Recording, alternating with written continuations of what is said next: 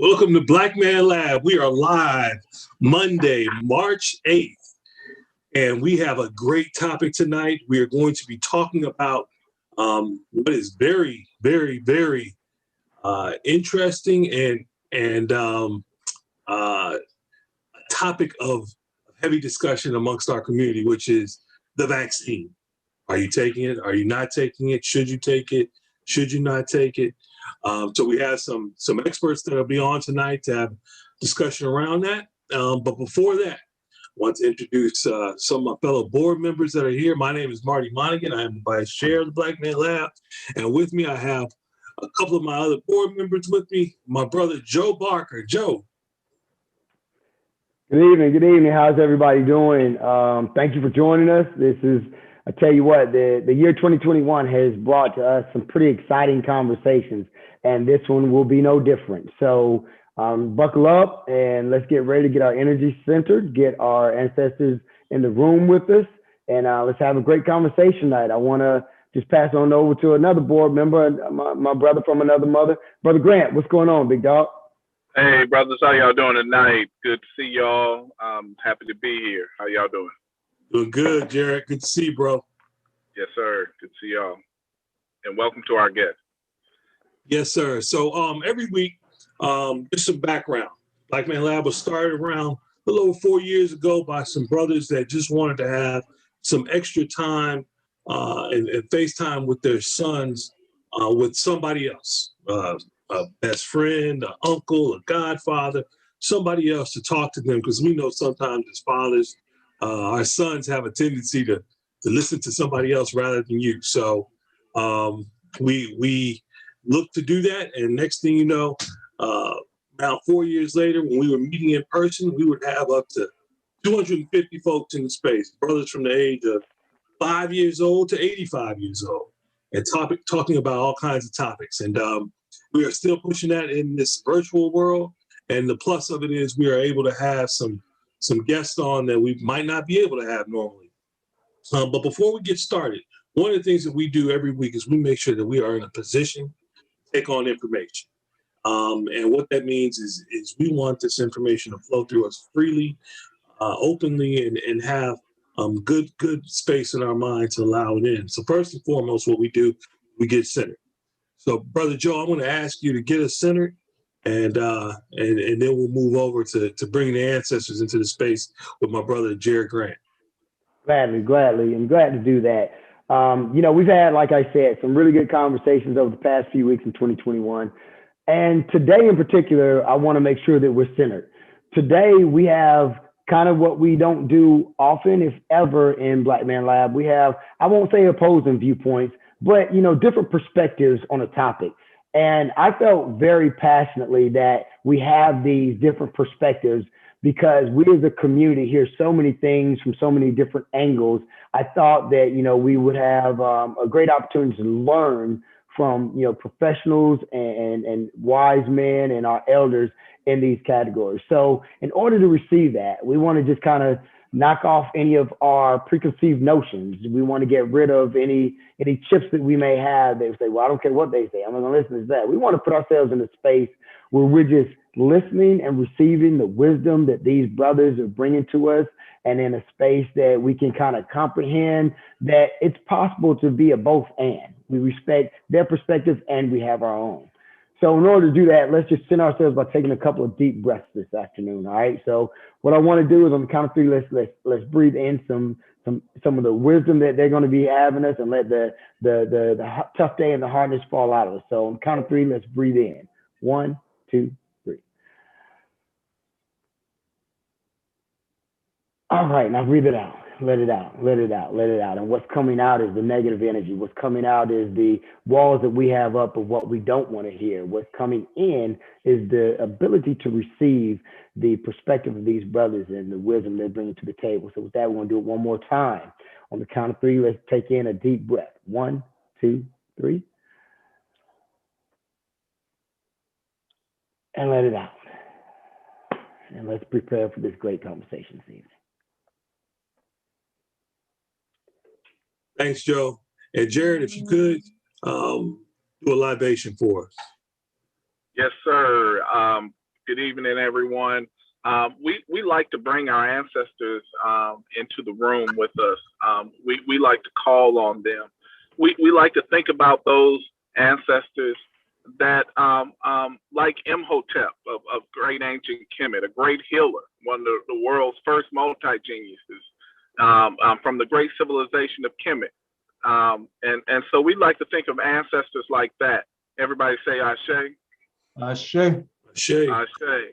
We like to think about ancestors that were able to cross the great pond known as the Atlantic Ocean, and who survived the toil of that trip. And we like to honor them as well. Everybody say Ashe. Ashe. And then those ancestors that were able to endure and struggle and survive through enslavement, we like to give thanks and say to them also healing and Ashe, Ashe. Ashe. Ashe. Ashe. And we like to think of those ancestors, those individuals like a Martin Luther King, like a Ida B. Wells, like a Marcus Garvey. We like to think of all of these individual ancestors, put them in your hearts and minds. Think about them for a quick second. And on 1, 2, 3, everybody say Ashe. Ashe. Ashe. And then I want you to think about the 10,000 ancestors that it took to create you, that you are here with us. All of that from your own bloodline that created you. Think about your own ancestors right now. Lock them in your heart and mind. And everybody raise your fist. And on 3, say Ashe 3 times. 1, 2, 3. Ashe. Ashe. Ashe. Ashe. Ashe. All right. Thank you so much, Jerry. It's so important for us to keep going and moving with the ancestors with us, because we know that without them, we would not be where we are today. So thank you for that, Jerry. Without further ado, I want to get into the conversation. First and foremost, what I want to do is have our guest panelists introduce themselves to the Black Man Lab crowd. So first, I'll start with Dr. John Oliga. Can you give an intro for yourself? Hello, everybody. I'm Dr. John Oliga. I'm an internist medical physician, been practicing for 25 years. I've been associated with the CAB Medical Center and presently with the Emory University Healthcare System. My practice is located in Decatur, South Decatur, and we have a large population of African-American patients that come to my practice. And we see everything from acute problems to chronic problems and major things like diabetes, hypertension, a lot of the chronic problems that affect our community we deal with. Oh, all right. Thank you so much. Appreciate you. We're going to delve into your practice a bit and then some of your thoughts around the vaccine and everything as well. So thank you for being here tonight. Next up, we have one of our Babas that have been a part of the Black Man Lab since pretty much its inception, and has helped us on so many different levels. Baba Wekesa, how are you? Doing great, man. Doing great. Great to have you. Can you give an introduction to yourself, Baba Wekesa? Yes, I'm the co-founder and co-director of Aya Education Institute. I'm also a science teacher here. Aya Education Institute both serves adults with our Warriors, Healers, and Builders. It's a psychological and personal leadership development paradigm for adults that we apply across the numerous areas, whether we're talking about relationships or whether we're talking about building our businesses or running our education institutions. And we have educational courses for middle school and high school students, as well as adults. That is traditional academic subject areas. I hesitate because we don't teach it in a traditional manner, so it doesn't really quite qualify as traditional. But to make sure that our students are able to graduate and matriculate at whatever universities they want to. I'm proud to say that our graduates have have a 83.3% rate of getting full 4-year scholarships. Wow. And that's the work that we do as a demonstration school. We're really not trying to be have 1,000 students or anything. We really wanted to create a space where we could teach and develop methodology for teaching Black youth and Black adults. And then we actually then consult with a number of different schools and institutions and parents and who really want to know how to teach our children. And we're able to share something with them. All right. Thank you so much, Bob. We appreciate having you on as always. So without further ado, we're going to get into the conversation. We're up against the clock, which is at 7:45 is when we try to finish sharply. But with this topic matter, I can imagine that we're subject to run long if it gets real good. So without further ado, Brother Joe, you want to jump in? I do. So, it's two men on here, Baba Wekesa and Dr. Oliga, that I have the utmost respect for. And we're so lucky to have both y'all's perspectives. So, Baba Wekesa, if you don't mind, I'd like to start with you, sir. Could you just kind of give us an overview on your perspective of the, vaccine, the not the vaccine, where we are as a country and taking it, shouldn't? Just give me your overall perspective, thoughts on it, sir. Sure. I'll try to move quickly, so we can move in and out and have a conversation, but I have to start with the coronavirus itself and the particular response, because the vaccine is an extension of the initial response that gave birth to our creating a project of our Education Institute called the NGOLO movement. NGOLO is Kikongo and it means power.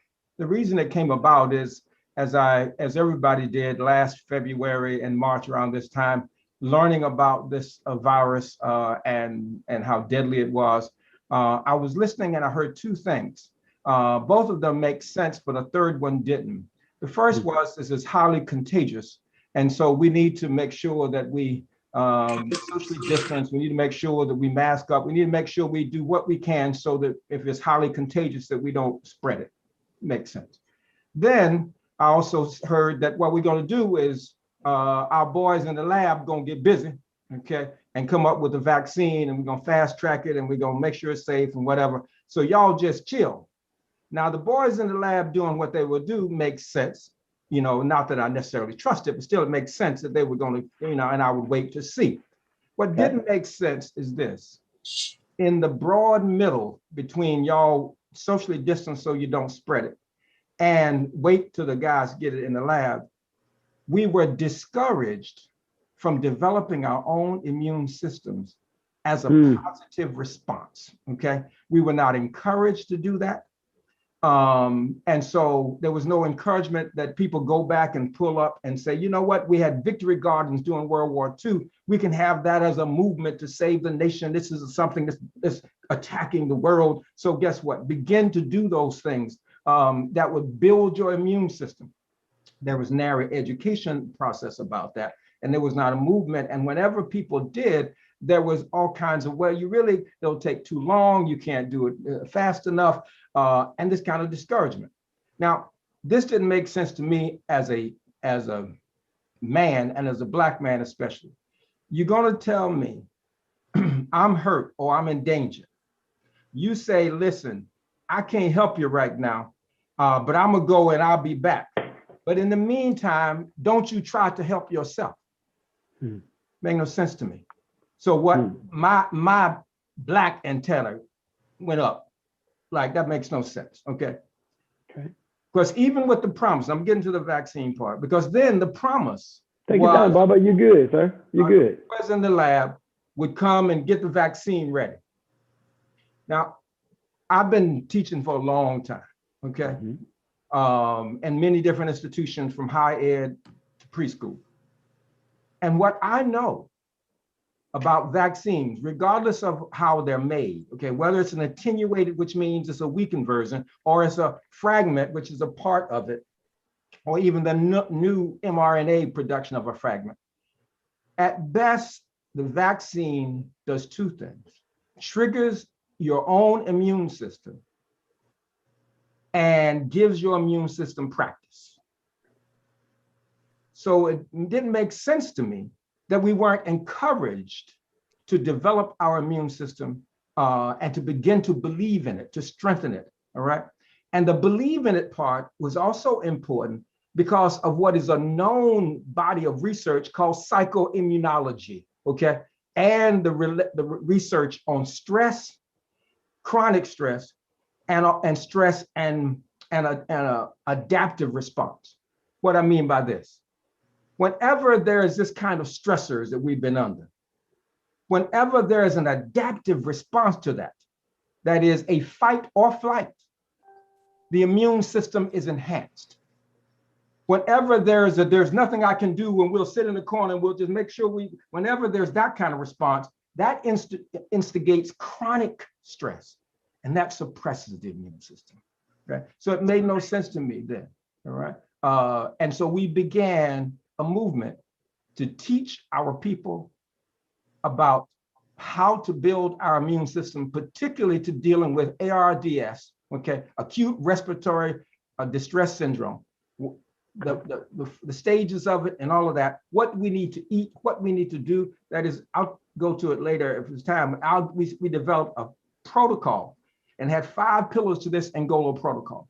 The point, the main point was this: the response that they had encouraged was a dependency-based weakening response. It was not an empowering response.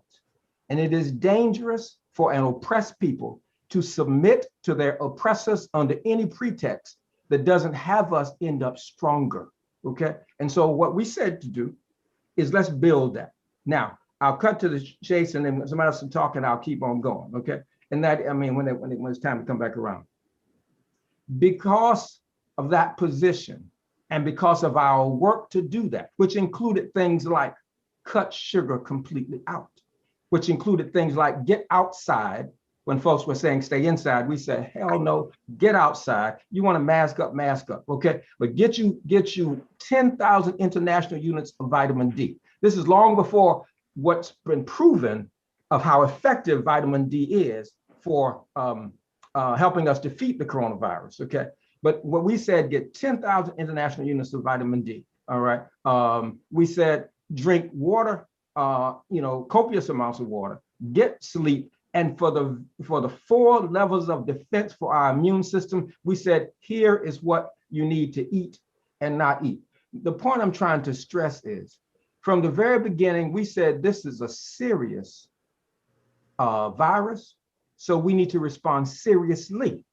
But seriously, that is empowering and leave us empowered and not more weakened and dependent. So whether people choose to take the vaccine or not, if they have not built their immune system, then the response is going to be weakened. You see, and this is just so important. Many people think that if I take the vaccine, it will somehow suppress the actual virus or it will kill it. I've done research. I've done all kinds of, and asked people, from being in the airport to literally formally calling people, what do you think will happen when you take the vaccine? Here's what people say typically. They said it will in fact suppress or kill the virus.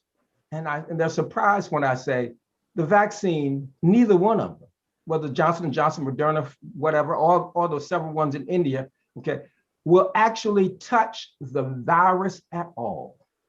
I want y'all, those listeners, to hear that, because most people don't understand that. The vaccination does not touch the virus at all.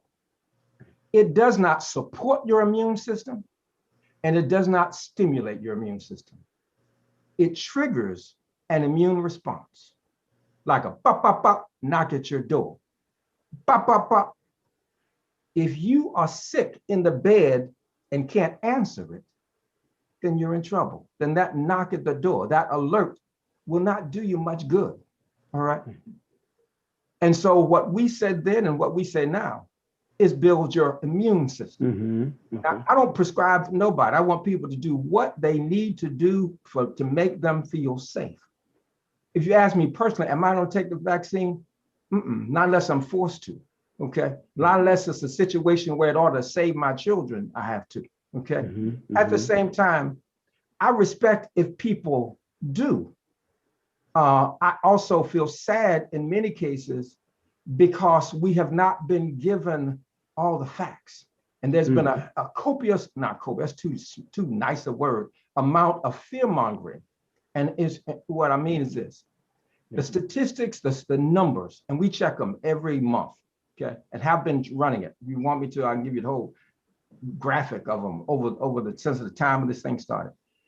99.6% of people who are currently infected, and I'm not talking about based on the vaccine, I'm talking about this is before the vaccine was given and is maintained. 99.6% of those people currently infected with the coronavirus using their own immune system keeps their condition mild, which means they don't have to go to the hospital, all the way through to recovery. 1/4 of 1%. Hear me, 1/4 of 1%. I'll take you to the whatever when it's time. 1/4 of 1% are their cases get severe and they go to the hospital, right? And all of them don't die. Now, when you have those kinds of numbers, then the question becomes, what's the rush?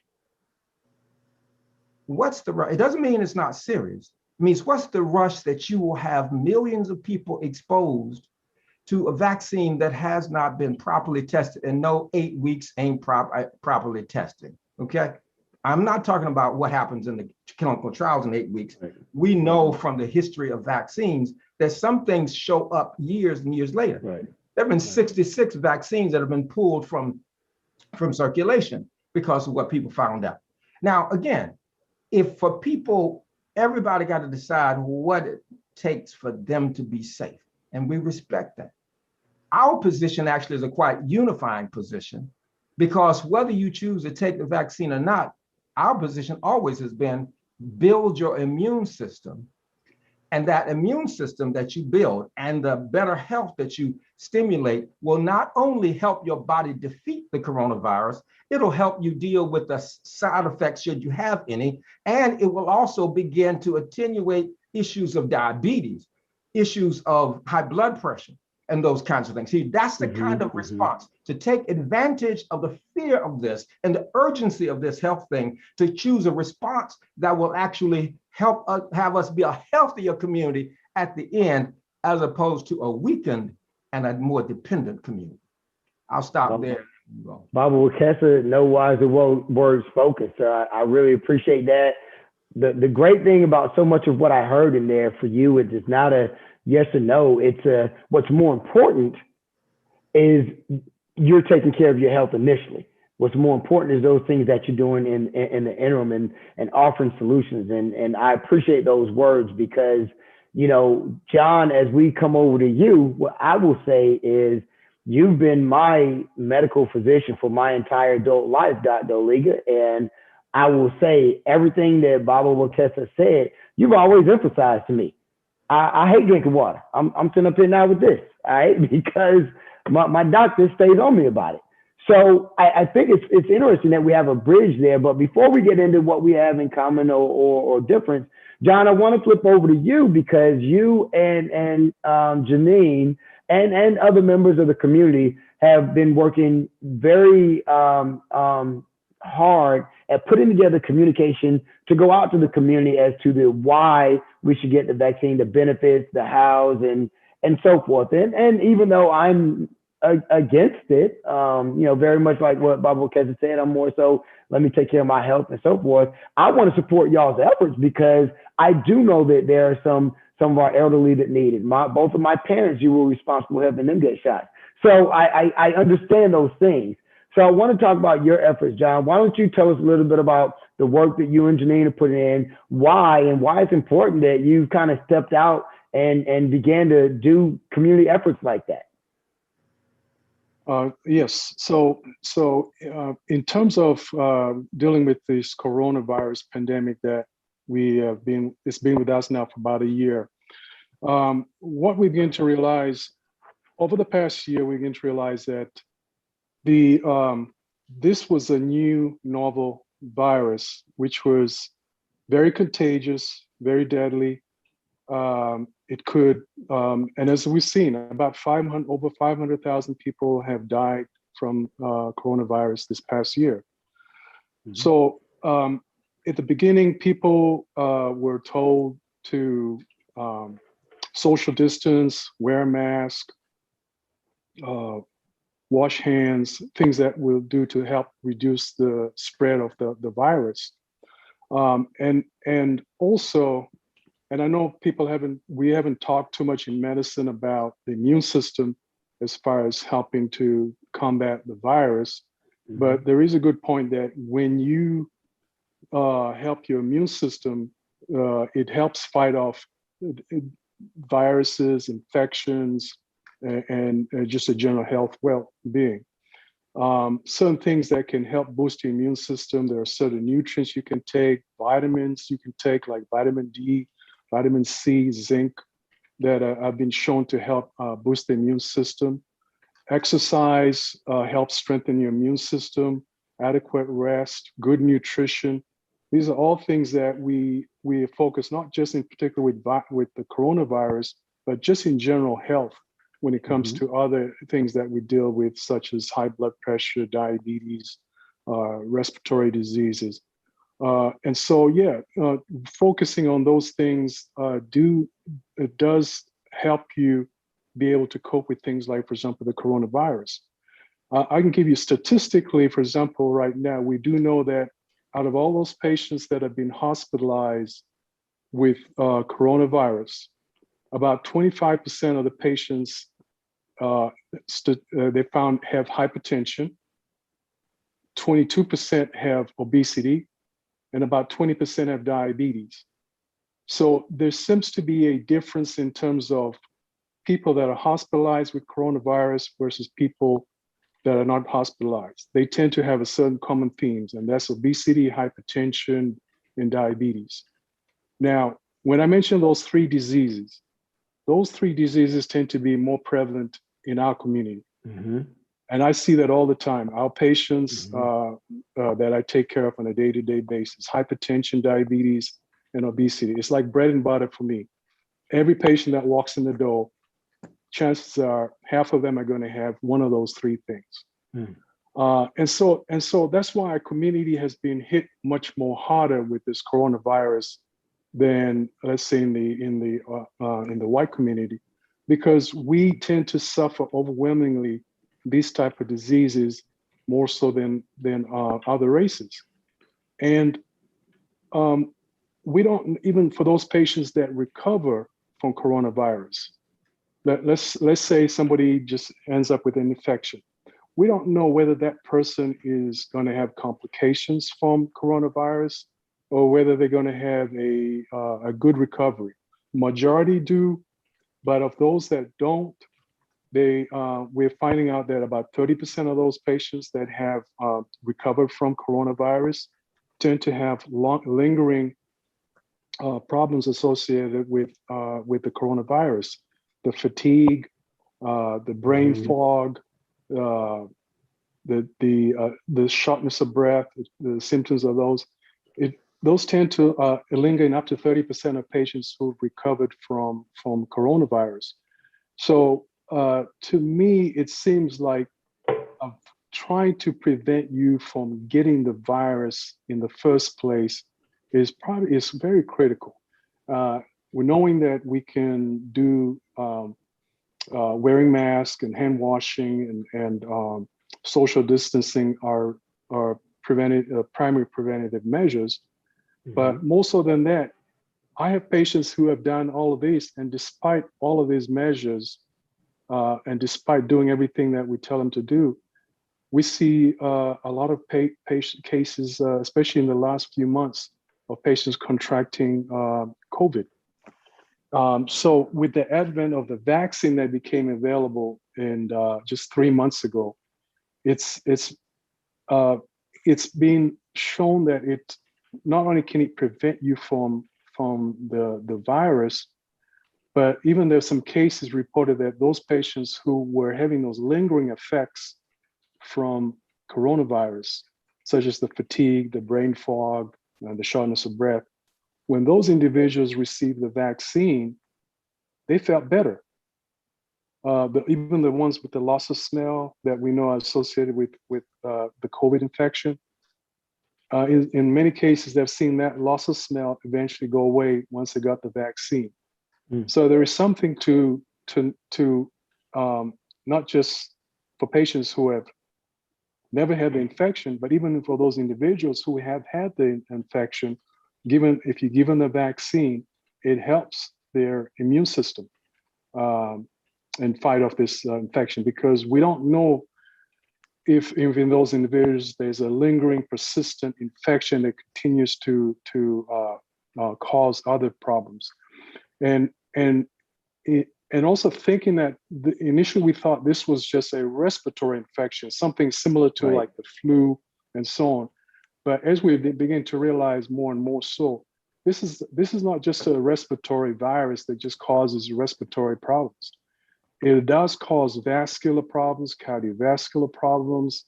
I have had patients who have been admitted with large clots in their lungs related to coronavirus, because this coronavirus causes something called hypercoagulability, which means it makes your blood become more clotting.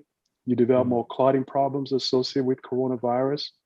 You have the issues with neurological. I had a patient who was admitted back in July, an older gentleman. He was in his 60s, late 60s. And even when it was discharged from the hospital 3 weeks later, he had this lingering dementia problems that persisted. And it wasn't until I saw him about 3-4 weeks ago where their dementia was starting to get better. So he had kind of a long-term effects neurologically from the coronavirus. So to me, when people think that it's probably no similar to the flu, no, this is different. This is something that we in this past 100 years or so, none of us have experienced it. That's why the World Health Organization, the CDC, and all these major organizations realized that this was a global pandemic. There was an urgency to address it because of the millions and millions of potential people that could die from the problems or be left with lingering problems associated with coronavirus. And I know there's people out there who say, well, they rushed this vaccine. They started working on it in the past year or so. Let me tell you, the research has been going on. Actually, the research has been going on for about 10 years before this. There were similar type of viruses that were affected, like the Ebola, the SARS, the initial SARS virus, the MERS virus.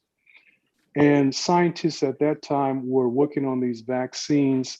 And the only reason these vaccines never came to fruition for those previous problems is because economically it didn't make sense for those pharmaceutical companies to keep, putting the research and development into the vaccines, into developing the vaccines. So this new coronavirus vaccine is a piggyback from all the other research that has been going on for 10 years. And there's nothing new about it. I really push my patients to get the vaccine because I know it's going to help prevent them, not just them, but their family and friends and people around them that could be at risk for COVID. I have also with the vaccine, when it first came out in December, I and even Janine, we were hesitant to take the vaccine. I remember. So yeah, so we had heard stories, reports in the news, in the media. This was rushed. The vaccine was rushed. Potentially, there were issues with people developing reactions from the vaccine. And even when I went in there, I started doing my reading, my research. And even when I went there to receive my first dose early in January, I still had a little fear about it. You know, what if something happened? And I said, I have to trust the research. I have to trust the science behind it. And got the vaccine, got the 2 doses. Had a little bit of reaction, the fatigue, the soreness of the site where I got the vaccine, the headaches for about a day or so with the 2nd dose. But since then, I've been even more convinced that it's very important that everyone should get the vaccine if when it's their time, and especially the elderly, because the elderly are the ones that are more prone to the complications from the vaccine. Right, right. No, John, I appreciate that perspective. Oh, I Janine, good can't to see hear. you on board. Janine, we hear everything you said. So, Tell Joe I can't hear. Oh, He has to put him on speaker. yeah, Yep. you might have to add. all right, well, Oh, wow. Okay, I'm on so board. hold one Now I second can for me, hear. Janine, Hold 1 second for me, okay? So what I will need for y'all to do, because you're going to have an echo in there because both of y'all on it separately. So if we could figure out how to get y'all on together, because I'm hearing a delay and it's kind of impacting what we're doing here. So maybe, Janine, you might need to go to another room even and do it if at all possible. But that being said, thank you, John, for the info. I definitely understand the emphasis of why you wanted to, get out in the community and do it and why it means so much to you. I want to flip it over to Marty before we go too much further. Again, Janine, thanks for joining us. I look forward to seeing you on another screen. But Marty, what you got so far, buddy? No, this has been a very interesting. Baba Wekesa, I've known about his NGOLO project, and it's interesting to hear medical doctor's point of view on it as well. And I think we're dealing with kind of both of the worlds that could work together to a degree. On the front end, I think building, and Baba Wekesa, you tell me if I'm off here, but you're saying building of your immune system will keep us in a place to start with where we're holding off the virus to begin with, right? We're defeating the virus to begin with. Right. Okay. And then, Doc, what you're saying is, because of the kind of condition of our communities, it may be that it's necessary that we have the virus vaccine, because we're seeing all these comorbidities in terms of obesity, diabetes, hypertension, and tell me if I'm right here. Is what you're seeing because of your practice, people are coming into a situation where they're not in a position to be where Baba Wekesa is talking about? Is that where you're going with it more so? Like the people are already in bad shape, in other words, so they're compromised. Is that what you're seeing more than not? What I was attesting to was that because of these conditions, it puts those patients at a greater risk, even if they try to do things like say, for example, we know that if you boost the immune system by taking nutritional supplements and exercise and good nutrition, that helps your immune system fight off the viruses.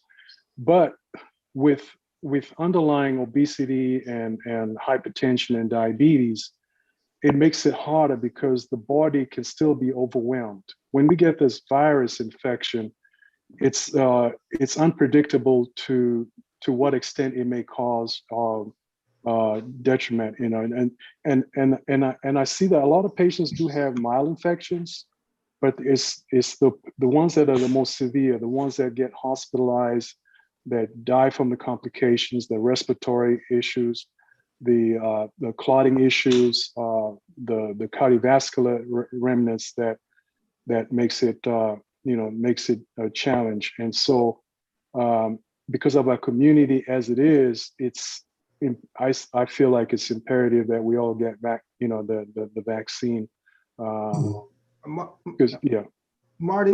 Go ahead, Baba. Okay. Let me respond to a couple of things. The increased sensitivity of our folks, those who have kidney disease, those who have blood pressure, those who have hypertension, and those illnesses that are dominant in our community. Part of what puts them at risk is not just the physical conditions, but the immunosuppressant drugs that they are on. And one of the things that I recommended from the very beginning is that to my brother and other people who in my family who want it, is for them to go to their doctors and ask them to take them off of ACE inhibitors, okay? That increases the receptor cells. And while this particular virus will go everywhere and anywhere, it starts in the lungs. And our strategy always has been build your defense at the front door. In fact, at the porch, if you can, all right? So that you don't have to be dealing with a mess in the living room and in the bedroom and in the basement. And so one of the things that has not happened, there has not been addressing the issue of immunosuppressants and changing, at least for some time, so that we would not be more vulnerable. That's number one. Number two, when we say our community is more at risk, actually is that's been questioned in the sense of the actual numbers. I know we're more at risk because of kidney disease and that kind of thing. All right, I just think we need to treat that differently. When you look at the percentage of the population, percentage of Black people, and I just did this on Sunday, Saturday when we had our session. That is, the Black people are 13% of the population. We're 16% of the folks, of our folks who get coronavirus, of our population. White people are 60% or some number. I'm not exactly sure about that, but what was clear, and I'll get it if you know, because I've asked for them to send me that information. It was the National Conference of Nurses. It is much more, I think, a media piece of how bad it is in our community versus other communities, all right? And I think part of the medical industry, all right? And I'm not talking about individual practitioners. I'm not talking about Dr. Oliga. I'm not talking about Janine. I don't know y'all, but I know y'all good folks who do good stuff, and most people are. I'm talking about a pharmaceutical dominated for-profit system, okay? That we cannot ignore, pushes a process that builds dependency. It's a wonderful emergency process. It's a wonderful intervention process for healing, for chronic issues. It's been a terrible failure in terms of the actual healing of our community. And so this response is connected, because when people say, oh, we have these comorbidities and therefore we need it, it's like ignoring that there are also other things to be done to reduce the chances and increase the likelihood that those of us with comorbidities can actually do well. Now, also, please remember what I said. 99.6% of people who are currently infected worldwide, and that percentage holds, okay? And if you want me, I can share my screen and I'll take you right to it, where that information. So that includes many people. These people keep their conditions mild, which means they don't go hospital, all right, all the way through to recovery, which means there's a tremendous amount of people who have comorbidities, right? Who don't go in, who don't have that issue. They never get to the hospital. And of the ones who do, they don't all die, not by a long shot, right? What's the problem is the fear-mongering part of this, okay? That then sets it up. And then the sense of, well, we're gonna make sure the Black community is served first. Y'all, as oppressed people, we can't just like decide that because this is about medicine, racism doesn't happen. Racism is not real, it's just gone away. Oh yes, now see, we're gonna be at the front of the line. Y'all, I'm serious. It's important. Now, we may, with our skepticism, we may come to the same conclusion.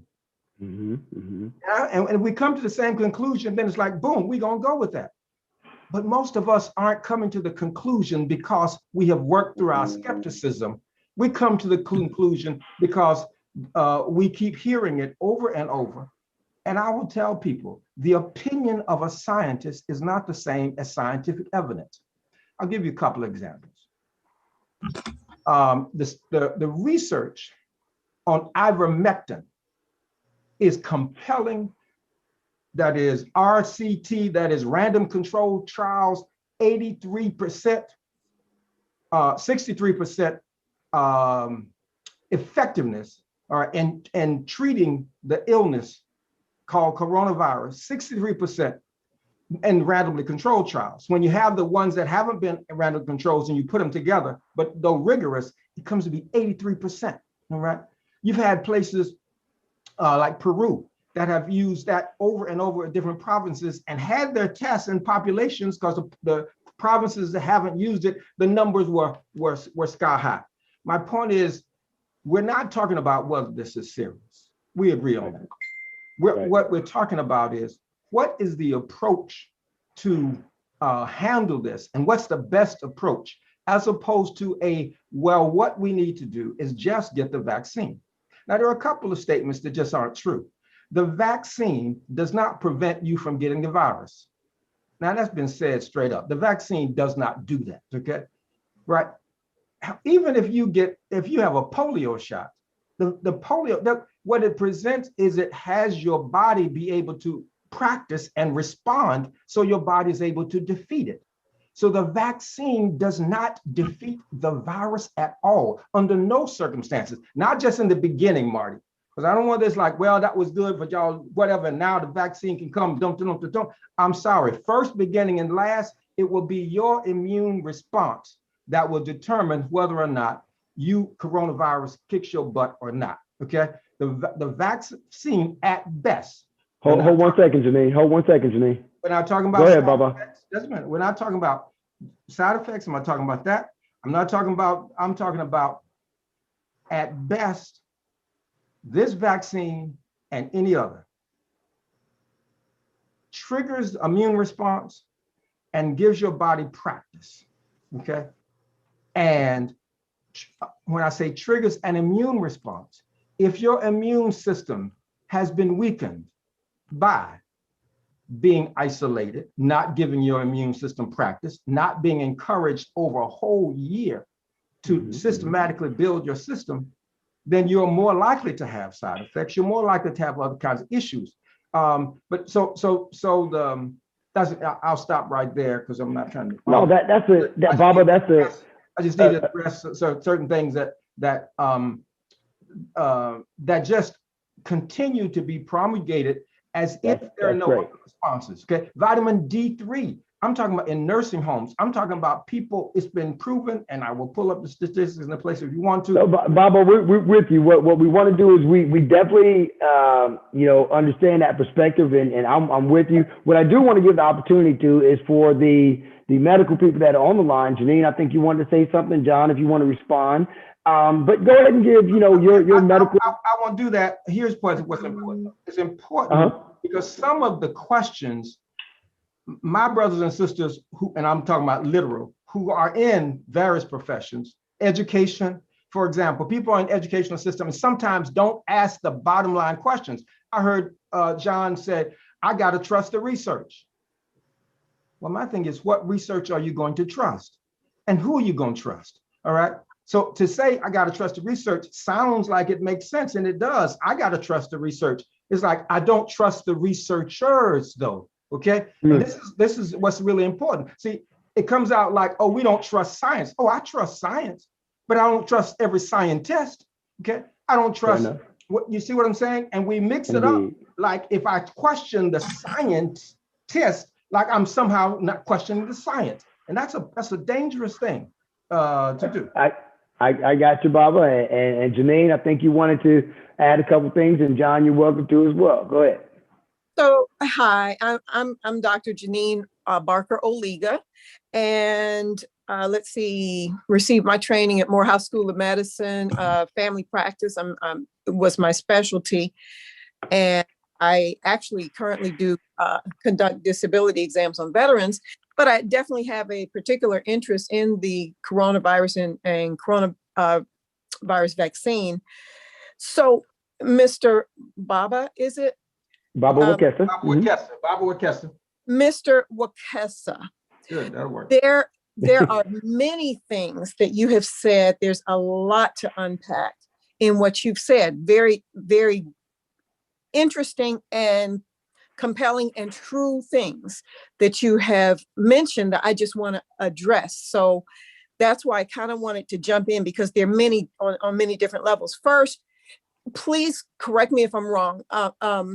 What I'm getting is that, Mr. Wekesa, you're saying that our people need to have a strong, robust immune system in order to even get the vaccine. And how is it, and I'm just doing this in a nutshell, how is it that we can be told, look, just stay in your corners, stay isolated and everything for a whole year, and not give us the opportunity to build a robust immune system? Well, number one, to address that, one, you can build a robust immune system by being out and about. For example, if I stay at home and I don't go to Publix, then I'm not exposed to any pathogens, any bacteria or viruses in the air. But if I do go to the grocery store, I'm exposed to different pathogens in the air. And so I may inhale them, and then my body mounts or builds up a response so that my immune system gets built up. So I have an immunity to, let's say I encountered an adenovirus or a cold virus at Publix. All right, so to your point, yes, when we're out and about, we can build up our immune system somewhat. The other thing, you mentioned that the vaccine does not prevent you from getting the virus. That is correct.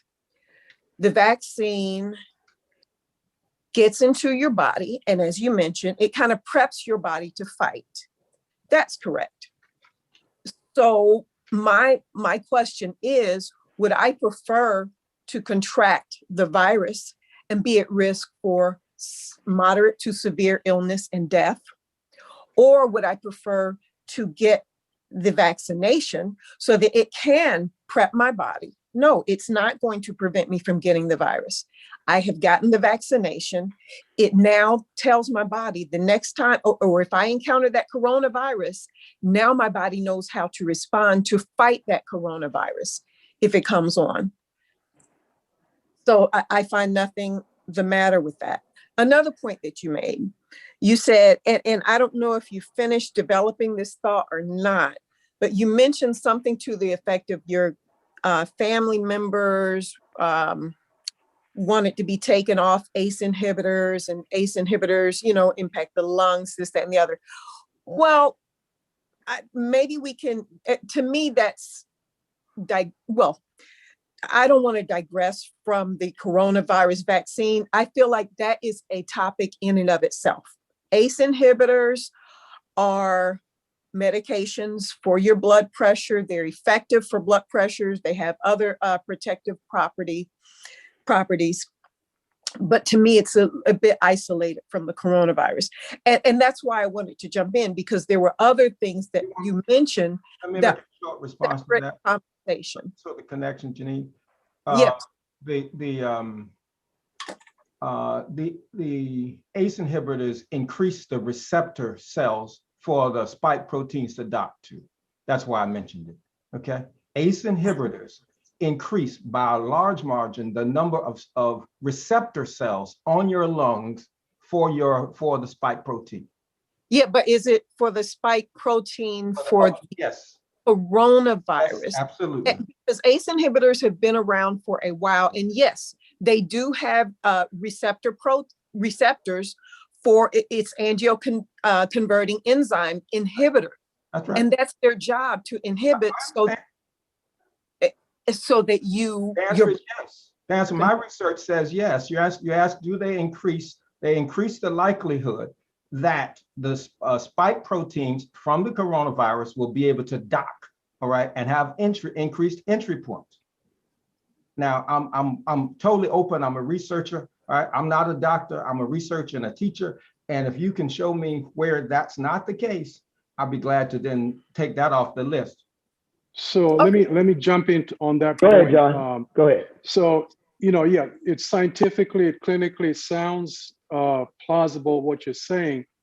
But the thing is that when that article came out last year, purporting about whether it was safe to use ACE inhibitors or not during COVID infection, later on, it showed that there was really no clinical significance, and therefore patients were told not to stop taking the ACE inhibitors because there was no difference between patients that were on ACE inhibitors versus those that weren't. And so that's where theoretically it sounds, theoretically it sounds like in the lab, they did those studies and this is what it showed, can happen with the spike protein.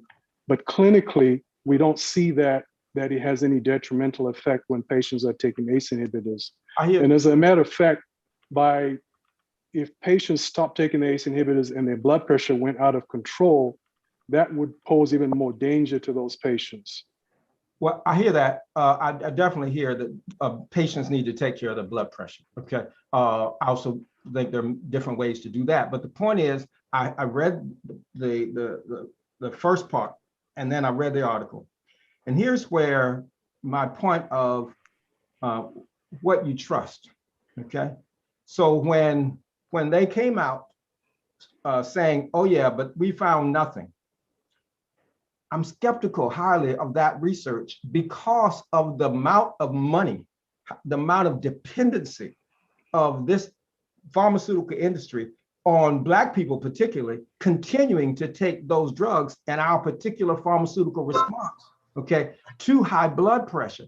That should not be interrupted if they want to continue their high profit margins on it. Now, I'm willing to be proven wrong, but it is for me dangerous for Black people, okay, not to be skeptical. Let me tell you a little short story, real short. It's not about medicine, but there's a corollary. When I was at the University of North Carolina at Chapel Hill, as a rabble-rousing cuss of a student, we found in the Black student movement files that previous students had been promised a Black studies department based on their work. We took those documents and we began a movement. We took over the chancellor's office and all of that. And finally, we got a meeting with the chancellor and the provost, me and about 5 other folks. And we were challenging them.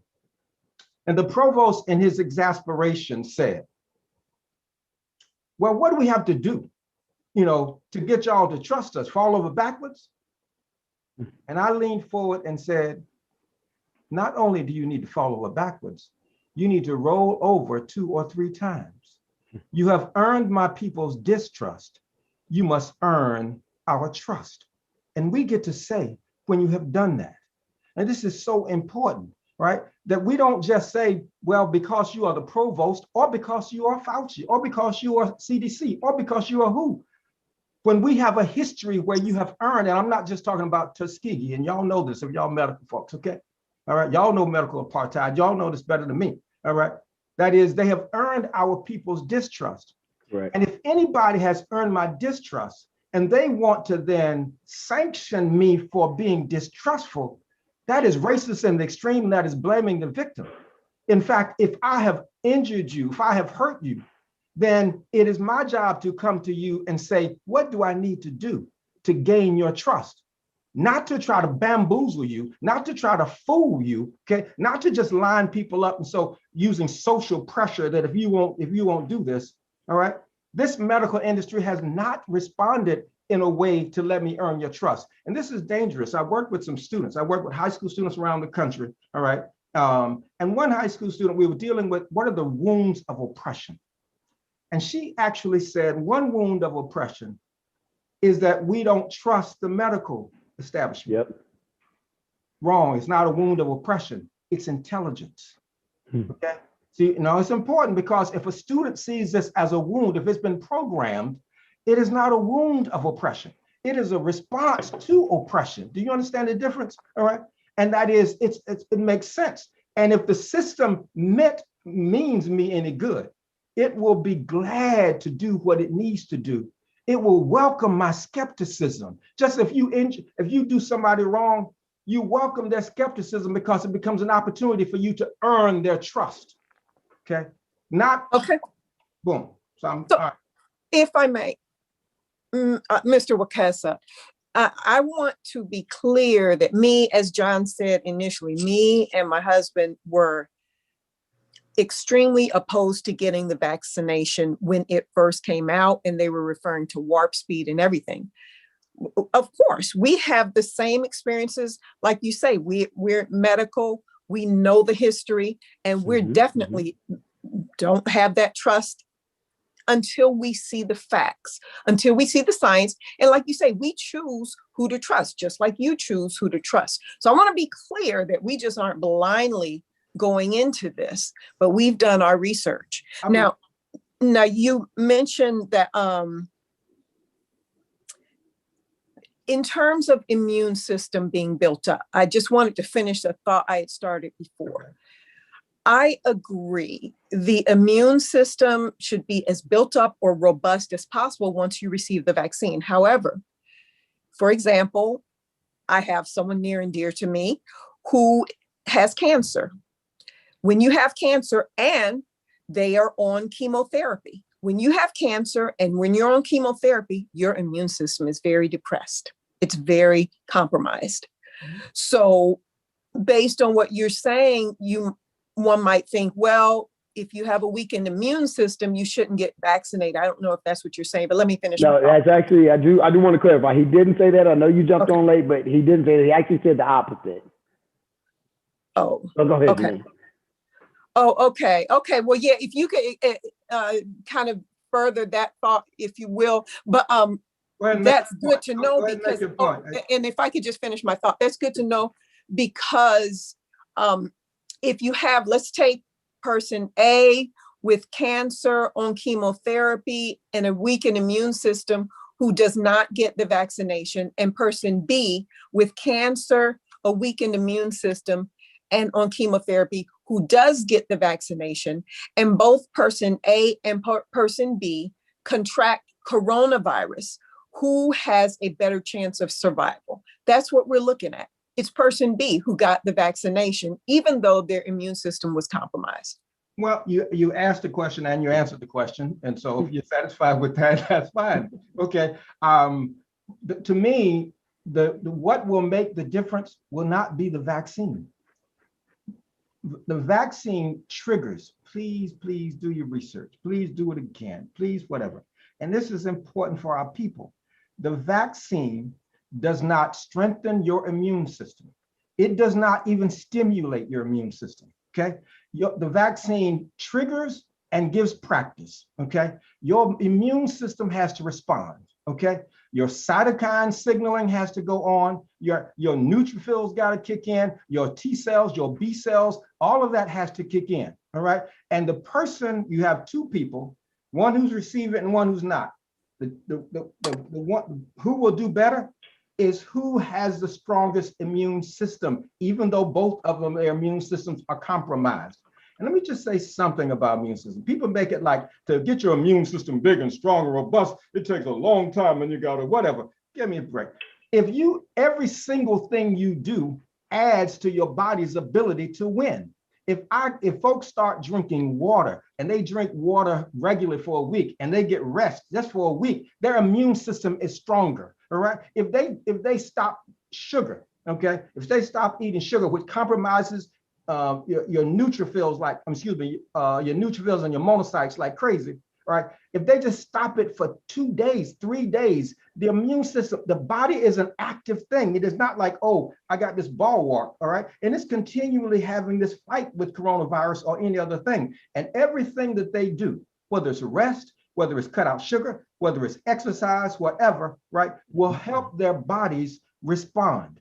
And the vaccine the vaccine does not do anything to the virus at all, nor does it. If you would show me one report that says as a result of the taking the vaccine, that Wekesa's immune system is stronger, that his cytokine response is greater, right? That is monocytes, T cells, neutrophils, that the white blood cells in the bone marrow is increased as a result of taking the vaccine. I would love to see it, but it does not.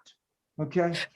Well, let me add to that. So let me add to that. Let's do this. In terms John, of we're going to go. John, why don't you go ahead? And then, guys, we actually need to get ready to wind it down. I'm going to give everybody, one last opportunity to say something. So, John, you rebut, and then Baba Wekesa, we're going to take your last statement before we get ready to close out and go around the horn. Go ahead, John. Okay.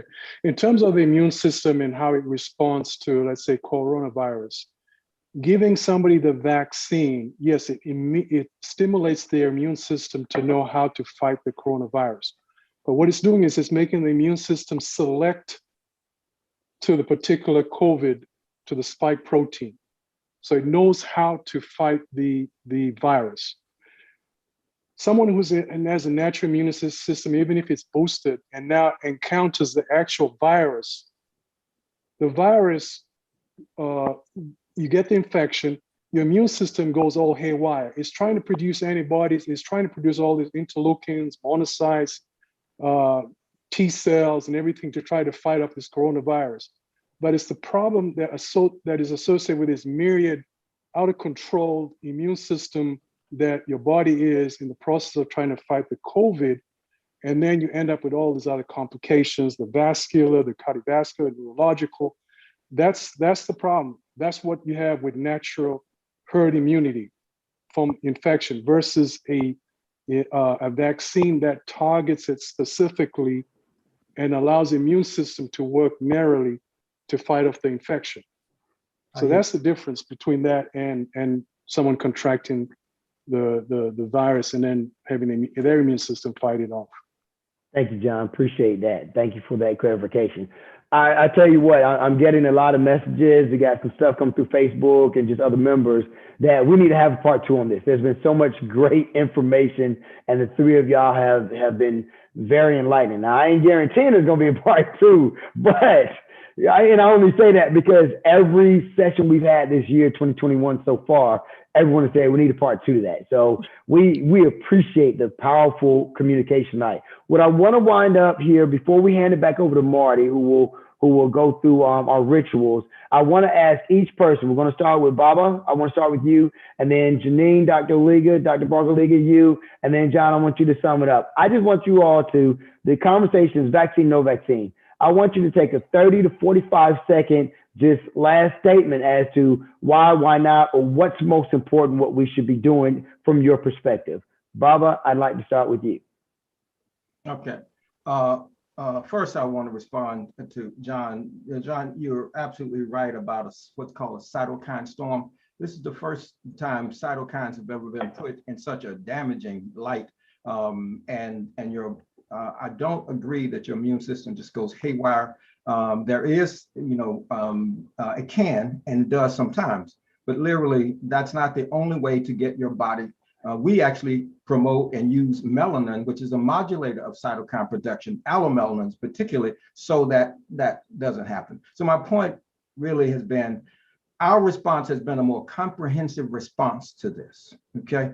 And I think more empowering and effective response to this than just sit and wait, hide from it, and then wait on the guys in the white coats like this to then come up with a solution.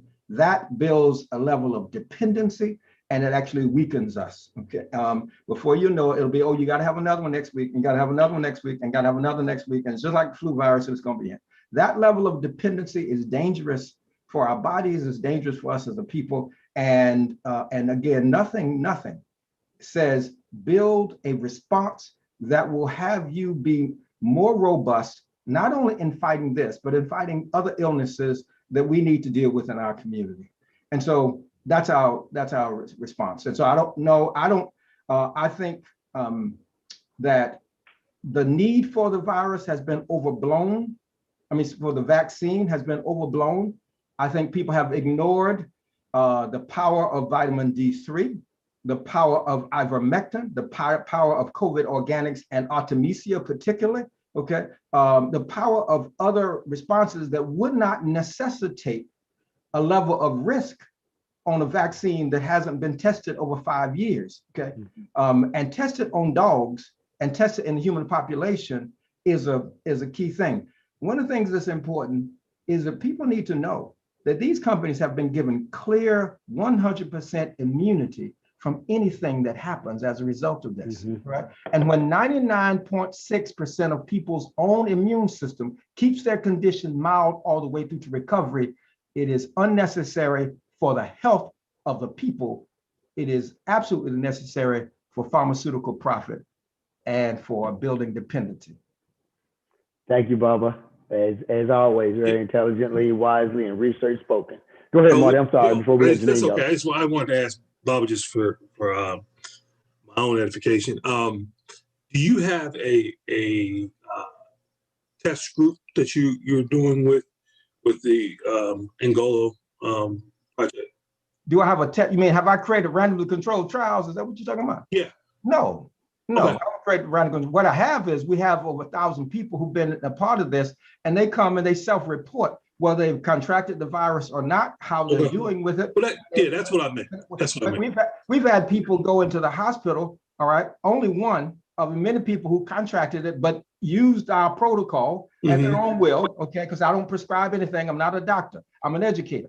And one person who did was able to, in the hospital, maintain as much of that protocol. They wanted to give her sure. She said, I'm not going to do it. I'm a part of this, whatever. She came out of there, okay? Now, she has since taken the vaccine, and that's great. We say there ain't no shame in that game. Please do what you think is necessary at an individual level. That's not the same thing as what I advocate. I do not advocate people taking the vaccine. I respect if somebody decides to do that, okay? And then I say, let me show you how you can build your immune system to support your decision since you decided to do that. Others have decided that they will build their system so that they can respond quickly without the need of an mRNA vaccine or the Johnson & Johnson variety or Covaxin from India or Covax from whatever, right? And so that's the difference, okay? I got you. I just, the only reason I asked that question was it would be great to be able to have, proof sources and all that. Well, I mean, there are people that you can talk to. You can come to any NGOLO meeting you want to. It's open to the public. Some MDs come, all right, and have come. And we don't proselytize, okay? We educate. Now, I'm clear about, I'm not a mamby-pamby person. I'll say what my opinion is. And I also respect very much other people's opinion. And I encourage people to bring information that they have. Now, that information is like all information, is open to scrutiny. We don't have a parent-child relationships. All right. I had a heart attack, what people call heart attack. I call it heart event. 100% included lower anterior descending artery on August 9th. All right. I was in the hospital. And when it was time to come out, all right, and it, not based on cholesterol, incidentally, thank goodness. But anyway, it was time to come out.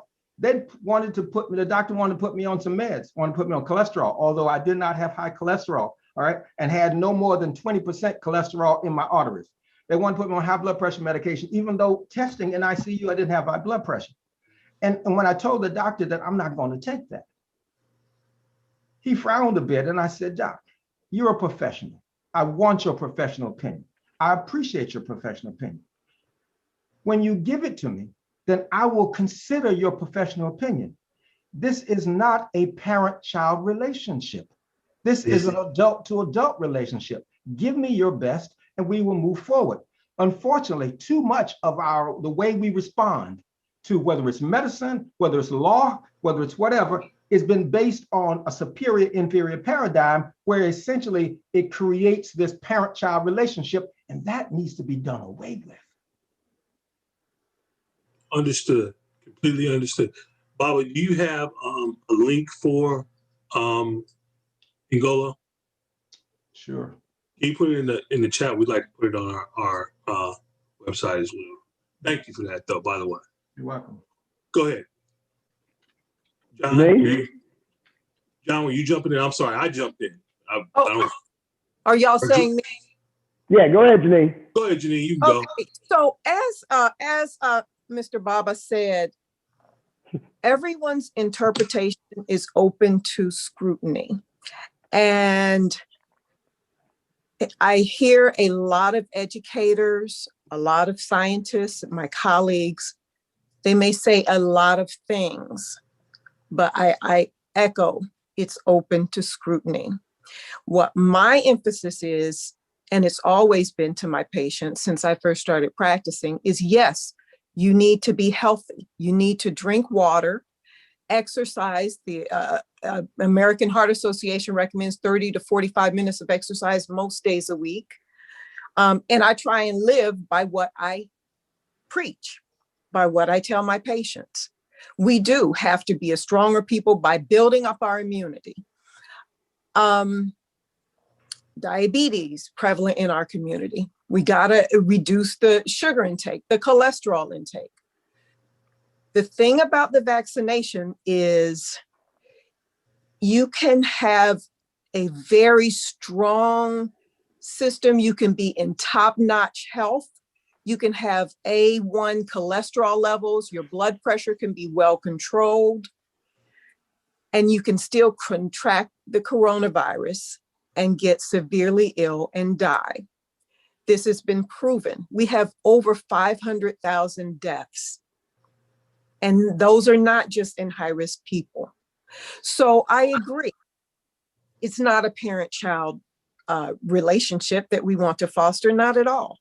I respect anyone's choice in what they want to do.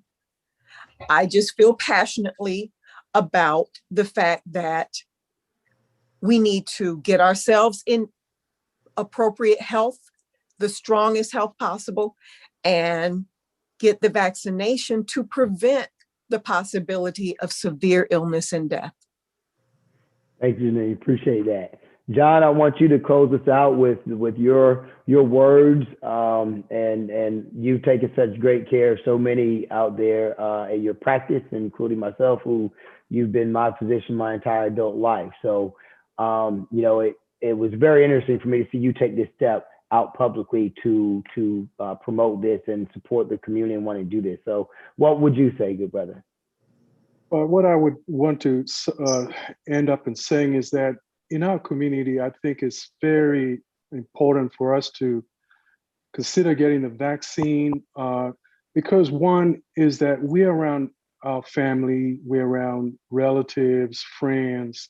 We don't want to continue to spread this disease to other people and cause them morbidity, mortality. When the CDC says today, for example, if you already received the vaccine and you're around with other people inside, you don't have to wear a mask anymore. Or if you've already been vaccinated, you can be in another house with somebody who is not being vaccinated. You don't have to wear a mask. When we start to see those steps, it's moving in the right direction. And for this past year, we've been fighting this with this virus. We have so many people who are going through what we call pandemic fatigue. And for us to continue this position with no changes, it doesn't make sense. That's why I think it's strongly important that more and more of us get vaccine in our community so that we can start to regain some of that normal life that we were accustomed to before 2020. We may not get back completely to that, but as normal as possible. Thank you, good brother. Great stuff. Well, people, we are way over our time that we normally would be going to, but this is such an important topic and such good, diverse views on the topic with a lot of parallel views as well. I'm glad that we were able to broach the topic the way that we have this evening, and I dare say that we will do this again in some form or fashion, and it may be one that we just have to talk about the world of medicine in general, because to Baba Wekesa's point, we as a community have some high levels of skepticism, as we should. And to our physician's point, there is a place for medicine, obviously, and we need it. So with that, I'm going to go ahead and get us wrapped up here. And I want to thank you guys for your participation. Every week we wrap up with the Black Man Lab in the same way. There's an organization known as NGOLO, and one of the organizers there, Queen Mother Injiri Alghani, every week she wrapped up every session with what we call a link in this chain. So if we were together, when we're in the same space, we're doing this virtually now, but if we were in the same space as we normally are at the Andrew Walter Young YMCA, we all link arms together. So I'm going to ask everybody to just act like you're linking arms together and then repeat after me. I'm a link in this chain. I'm a link in this chain. And it won't break here. And it won't break here. I'm a link in this chain. I'm a link in this chain. And it won't break here. And it won't break here. We are links in this chain. We are links in this chain. And we won't break here. We won't break here. Ashe. Thank you all so much. We Baba really Wekesa, appreciate thank you you taking so time much. this evening to join the Black Man Lab. Thank you so much. I want to thank you. I want to thank John and Janine. I love all the work that you have been doing and continue to do in our community and for our people. All right. I absolutely love it. And also love that you are supporting and advocating your conviction. Yep, exactly. And likewise, Mr. Wekesa, thank you for the work that you're doing because it's needed. You know, people need to see all perspectives and all sides. So we appreciate you. This has been very powerful, y'all. We will do this again. Thank you all so much. Marty, great job hosting as always. You know, they were getting kind of wild there for a second, Marty. You ran with it, Joe. I just sat back and watched it. I just watched. I got out the way, man. One of the times I just got out the way. But again, appreciate you all so much. And, you know, awesome, to that point, we're stronger together, obviously. Amen. And the more information that we are able to share with our communities on whatever, on both sides of the fence, it's better for everybody, man. So we'll keep moving forward together and be links in this chain. All right. Black Man Lab. Thank you guys.